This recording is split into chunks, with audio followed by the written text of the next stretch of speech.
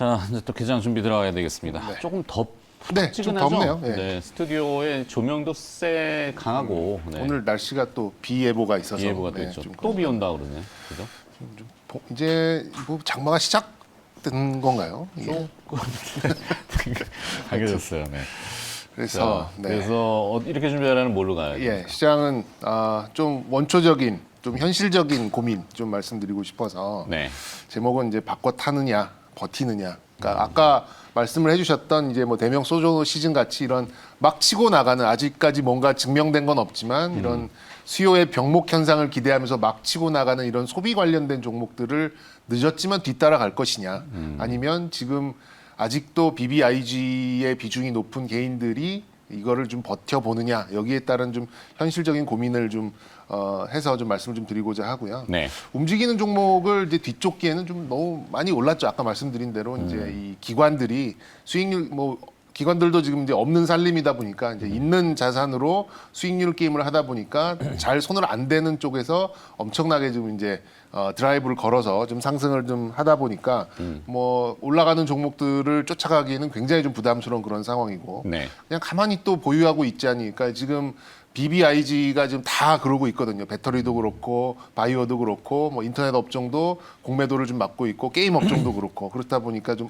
게다가 반도체까지도 그런 상황이다 보니까 보유하고 있지 않은 좀 답답한 게 좀 현실인가 아닌가 좀 생각이 드는 상황인데 또 앵커께서도 이제 지적을 해주셨지만 늘 그렇듯 내가 팔면 꼭 바닥이 될 가능성이 좀 될 것 같다라는 생각이 좀 들고 현실적으로 그럴 가능성도 좀 있어 보입니다. 인간 심리라는 게 그렇죠. 예, 어제 또 미묘하게 반도체 쪽에 또 수급이 외국인 수급이 또 슬쩍 들어왔어요. 외국인들은 네. 매도를 하는 와중에도 그래서 현재 이제 모멘텀을 내고 있는 그런 강세 종목들을 뭐 물론 이제 하루 이틀에 이 종목들이 끝나진 않겠습니다만 저는 어제도 이제 끝날 때 말미에 말씀을 좀 드렸었죠. 여러분들이 사셨던 종목들의 그 샀던 이유, 그 포인트가 무너진 상황이 아니라면 저는 지금은 버텨보는 게 훨씬 더 여러분들의 수익률이나 멘탈이나 이런 쪽에 더 도움이 좀 되지 않을까라는 이제 결론을 미리 좀 드리고 말씀드리도록 하겠습니다. 그래서 이거죠. 개인들이 선호하는 종목들이 지금 오르지는 않고 기관들이 만들어가는 그리고 아직까지 뭔가 증명되지 않은 아까 말씀드렸던 뭐 여행, 항공 또 뭐 이런 쪽에서 너무 좀 치고 나가다 보니까 굉장히 좀 스트레스 아닌 스트레스를 좀 많이 받게 되는 게 좀 현실인 것 같습니다. 뭐 이 가게에서 너무 앞서 나가는 거 아니야? 이렇게 할 수도 그렇죠. 있지만 네. 주식 시장은 항상 선행하죠. 그렇죠. 네. 이론적으로는 뭐 딱 부러지게 뭐 이 문서화된 건 아니지만 그냥 뭐 네. 경험적 이론으로는 6개월 선행한다라고 이제 우리가 많이 얘기하잖아요. 지금 한 정기에. 2년 정도 선행하는 것 같아요. 그래서 지금 막 당겨오는 거죠. 뭐 화장품, 면세점, 뭐 의류 또 항공 뭐 이런 쪽들의 애널리스트들은 뭐 요즘 레포트 거의 나오질 않습니다. 네. 왜냐하면 뭔가를 가지고 숫자를 가지고 만들어서 가치 평가를 할 수 있는 부분이 없이 주가가 목표 주가를 너무 빠르게 뚫고 올라갔기 때문에 그렇죠. 기존의 모델링 했던 그 그렇죠. 시뮬레이션하고 뭐 그들 나름대로 이제 그 가치를 매기는 그 도구들이 툴이 있는데 있는데 그거를 대부분이 이제 기업 실적 그렇죠. 그 네. 포워드라는 표현도 쓰지만 뭐 하여튼 이제 막 갖다 넣었는데 안 나온다고. 안 나오죠. 이거를 언제 어떻게 실적이 어떤 식으로 올라올지를 알 수가 없다 보니까 이건 이제 지금은 그냥 뭐 말 그대로 그냥 뭐 not available 뭐 이렇게 나올 수밖에 없어. NA 이렇게 나올 수밖에 없는 상황입니다. 근데 주가는 치고 나가는 상황이니 이거 나 지금 반도체 삼성전자 이거 뭐 SK하이닉스 사서 3개월 4개월 물려 있는데 네.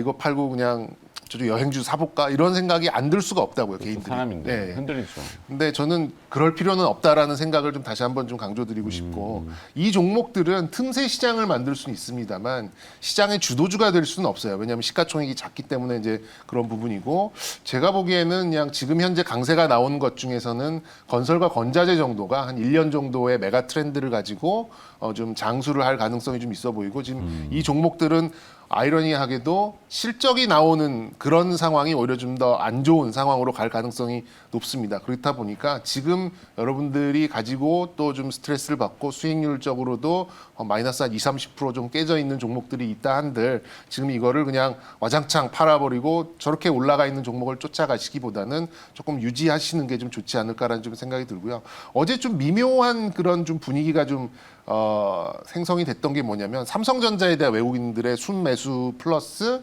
장비주들이 조금 이제 움직이기 시작을 했다라는 네. 거예요. 어제 삼성전자 외국인이 한 200~300억 정도 매수가 들어왔었는데 외국인들은 매도 규모가 훨씬 컸죠. 그렇게 본다 그러면 삼성전자에 대한 좀 이 종목을 콕 집어서 산 이유가 좀 있는 것 같고. 어제 문재인 대통령하고 4대 그룹 총수들하고 네. 회동이 있었는데 물론 공공연하게 다 발표된 거지만 네네.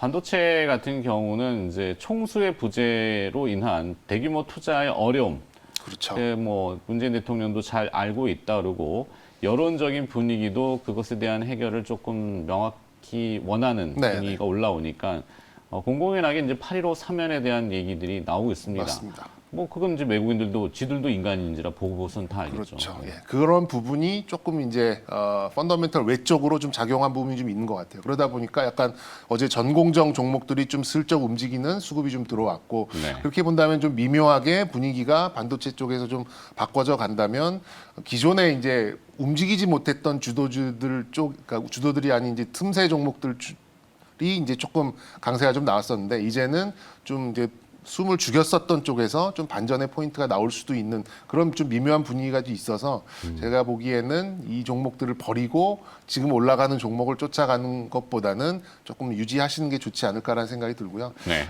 특히 이제 뭐 시멘트, 레믹, 뭐 시멘트 같은 이제 그런 건자재와 또 어제 나왔었던 대형 건설사들의 그런 모멘텀은 아까 언급드렸듯이 좀 메가 트렌드대로 조금 길게 갈 가능성이 좀 있어 보이고 일단 지금 시장만 놓고 봤을 때는 당일 지표, 당일 밤사이 나왔었던 지표에 그때그때 반영하는 그런 시장이다 보니까 이거를 좀 매일 이렇게 미리 대처하기는 사실상 불가능하다고 좀 보거든요. 그렇다 보니 여러분들이 갖고 계신 종목들의 포인트, 그러니까 뭐 제 예를 들어보면은 저는 예를 들면 NC소프트 같은 경우를 굉장히 좀 강하게 좀 밀었었잖아요. 근데 지금 제가 말씀드렸을 때보다 거의 뭐 10만 원 이상 좀 빠져 있는 그런 상황인데 사실 NC소프트는 지금 뭐 실적에 대한 기대감 또 새로운 게임에 대한 기대감 이런 것들이 좀 남아 있는 상황이니까 이거를 팔고 다른 이렇게 좀 많이 올라가는 종목을 쫓아가기보다는 그 이슈들, 이 종목을 샀었을 때의 어떤 이슈가 아직 남아있는 그런 상태라면 조금 답답하시더라도 기다려 보시는 게 지금으로서는 오히려 좀 더 리스크를 줄이는 방법이 아닐까라는 생각이 좀 듭니다. 기다리다가 숨 넘어가겠어요. 어쩔 수 없어요. 네. 네. 뭐 지금 뭐 마이너스 20%, 30%를 현실화하고 플러스 40%, 50% 올라가 있는 종목을 따라가는 것보다는 이게 조금 더 현실적이라는 생각이 좀 들어서 바이오 쪽은 말씀드립니다. 요즘 뭐 심리가 완전히 얼어붙은. 네, 바이오 쪽. 그래서 좀 기대하고 있는 부분이 뭐 이따 좀 말씀을 드릴까 했었는데 이제 아스코는 좀 생각보다는 강한 모멘텀은 아닌 것 같아요. 그래서 네. 좀 다음 주에 6월 10일, 11일에 이제 SD 바이오 센서라는 종목이 청약이 좀 있습니다. 그것도 이제 2조가 넘는 매출이 나오는 바이오 종목인데 이렇게 되면은 항체 키트 위주로 뭐 약간 이런 진단 키트 쪽 백신을 맞았는데 이제 항체가 있느냐 있는지 없느냐 없는지, 뭐 이런 예. 걸 검사하는. 그러면 이제 그 위주로 좀 이제 역주행이 좀 나올 수도 있는 그런 뭐 이벤트는 또 있긴 있어요. 그래서 네. 이런 것들을 좀 기다려 본다면 지금 이제 좀 섣부르게 이렇게 움직이시는 것보다는 확실히 좀 낫지 않을까라는 개인적인 좀 의견을 좀 드리도록 하겠고 오늘 당장 좀 이렇게 매칭을 시켜볼 수 있는 종목으로 좀 본다 그러면 그래도 이제 이런 뭐 정유 뭐 이런 유가나 또 뭐 철강이나 금속 이런 가격은 뭐 하루 오르고 하루 빠지는 게 아니잖아요. 뭐 오르면은 이제 몇 개월 또 몇 분기 연속으로 좀 올라가는 그런 모멘텀이 있는 종목이다 보니까 그래도 네. 좀 믿을 수 있는 부분으로 봤을 때는 이 정유주의 면으로 봤을 때 SK 이노베이션 좀 보고 싶고요. 현대제철이나 뭐 LS 구리 가격의 또 강세 이런 것들을 좀 봤을 때 뭐 이런 쪽에서 오늘 좀 뭐 편입을 해보셔도 좀 좋지 않을까 좀 생각은 좀 들고요. 요즘 산업재 쪽을 좀 계속 보시는군요. 예, 계속해서 이쪽은 이렇게 던져주는 그런 이 수치들도 있고 모멘텀이 있다 보니까 어제 전선업체도 좀 움직였다. 네, 아무래도 이제 구리 가격 때문에 좀 반응이 좀 나온 것 같아요. 네. 그렇다 보니까 이제 뭐 대원전선, 뭐 대한전선 이런 종목들 위주로 강원전선? 좀 강원전선도 다른 그랬고 LS전선 아시아 이런 종목들이 어제 좀 강세를 좀 보였었죠. 뭐 그런 것들 좀 참고하시면 될 것 같습니다. 네. 뭐 굳이 압축은 안 하고. 네, 뭐 다 이따 예, 뭐 그리고 LS 한번 볼까요? 오래간만에 LS, 네네. 네, LS 조금 집중을 해보신다고 얘기하셨고, 네 다시 받았습니다. 뭐 앞서 건재현 아나운서 소개시켜준 관심 리스트 중에 보면 HMM은 끊임없이 계속 네. 수익권을 나오고 있죠. 좀 눈길이 가는 게 이제 HMM하고 두산중공업. 뭐 이 오늘 또 또 십수년 전에 이제 한때 테마주로 또 띄었던 자연과 환경 이런 게 좀 눈에 띄었고 마지막에 좀 눈에 띄었던 게 이제 백신 코로나 관련 종목들의 좀 약세였는데 네. 지금 뉴스를 보니까 이제 러시아의 코비박 그 백신이 한국에서 위탁 생산을 한다라고 좀 나와 있는데 러시아는 이제 세 개가 있죠 백신이 그래서 이제 스푸트니크, 에피박, 코비박 이렇게 좀 있는데 네. 지금 코비박 백신 같은 경우에는 이제 사백신입니다. 그렇죠. 사백신이다 보니까 죽은 바이러스를 넣나요? 네, 예?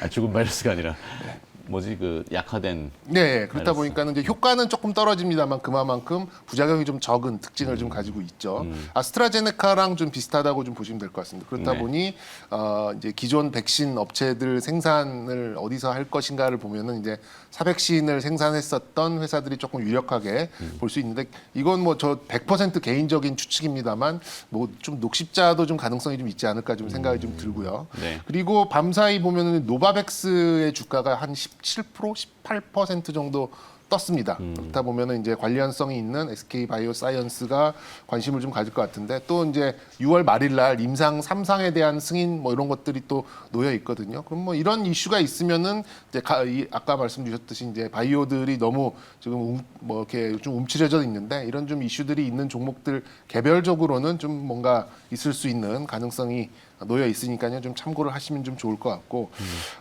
이제 또 두 번째 준비한 주제는 이제 차량용 반도체 얘기예요. 차량용 반도체 관련돼서는 좀 과연 이제 내수화가 될까? 지금 뭐 자동차 주가가 좀 올랐었던 그 이면을 본다 그러면 TSMC가 좀 빠르게 생산을 해서 이제 소위 말하는 자동차의 그 MCU의 네. 생산을 좀 늘리겠다라고 하면서 자동차의 반등이 같이 좀 나왔고 수출 데이터 좋게 나오면서 좀 더 올라가면서 뭐 현대차, 기아 뭐 이런 종목이 좀 올라가는 모습을 좀 보였었는데 현대기아차는 5월 미국에서 17만 대 팔았다 네, 그러더라고요. 뭐 좀 3개월 좋아요. 연속 최대 실적. 굉장히 이렇게 좋습니다. 나오니까. 그러니까 제가 말씀드렸잖아요. 이게 반도체가 모자란 거와 차가 팔리는 거는 사실 그렇게 큰 관련은 없다고. 오히려 이제 좀 인기 있는 자동차가 좀 기다리는 게 좀 길어질 수는 있는 부분이 있겠습니다만 차량 인도가 좀 뭐 빨라지는 뭐 이 정도의 약간 수혜가 있을 뿐이지 직접적인 관계가 크게 있지는 않았다라고 좀 생각은 드는데 어쨌든 네. 그래도 생산에 전혀 문제 없게끔 MCU 생산이 우리나라에서도 나왔으면 좋겠다라는 그런 의견들은 있었죠. 근데 뭐 100% 충족은 아니겠습니다만 지금 우리나라 업체들도 지금 연평균 뭐 20%가 넘어가는 그런 성장성을 가지고 있는 자동차 특히 이제 MCU에 대한 생산을 이제 좀 가시화하는 이런 뉴스들이 좀 있어요. 특히 이제 텔레칩스 같은 경우가 삼성전자와 이제 파운드리 계약을 통해서 이제 생산을 하겠다. 뭐 턱없이 부족한 수량이긴 합니다만 그래도 이제 어느 정도 생산을 해 나간다라는 그런 점을 좀 들어볼 수가 있겠고 DB 하이텍도 뭐 어느 정도까지는 조금 생산량을 늘릴 수 있는 이런 것들을 좀 준비를 한다고 하는 부분도 있고요. 그리고 뭐 반도체는 아닙니다만 반도체들을 연결시켜주는 커넥터. 그래서 어제 한국 단자가 좀 강세를 보였었죠. 아무래도 그렇죠. 제가 보기에는 뭐 10만 원 넘어가는 거는 뭐 어렵지 않아 보인 그런 부분이고 그리고 이런 반도체들을 딱 꽂아 넣을 수 있는 이런 리드 프레임 업체인 해성 DS까지도 뭐 차량용 반도체 종목으로 이렇게 좀 아울러서 좀 보시면 될 것 같고요. 이 네 종목이 사실 차량용 반도체 쪽에서는 뭐 굳이 더한다면 칩셋 미디어 정도인데 이 네 네. 종목이 사실 가장 좀 연관성이 높은 종목이니까요. 이제 생산량도 늘어나고 뭐 실적도 감안하면 뭐 차량용 반도체 관련 종목은 이 정도로 압축을 하시면 될 것 같습니다. 그래요. 뭐 자율주행 이슈가 또 등장해야 네, 되는데 뭐 아무래도 그 상징성은 또 테슬라가 될 것 같고 근데 테슬라가 요즘 또 뭐 어제- 아기상어 얘기만 하고 어제 있기 때문에. 3% 빠져가지고 예. 자, 개장 임박했으니까 개장 후에 다시 시장 들여다보죠.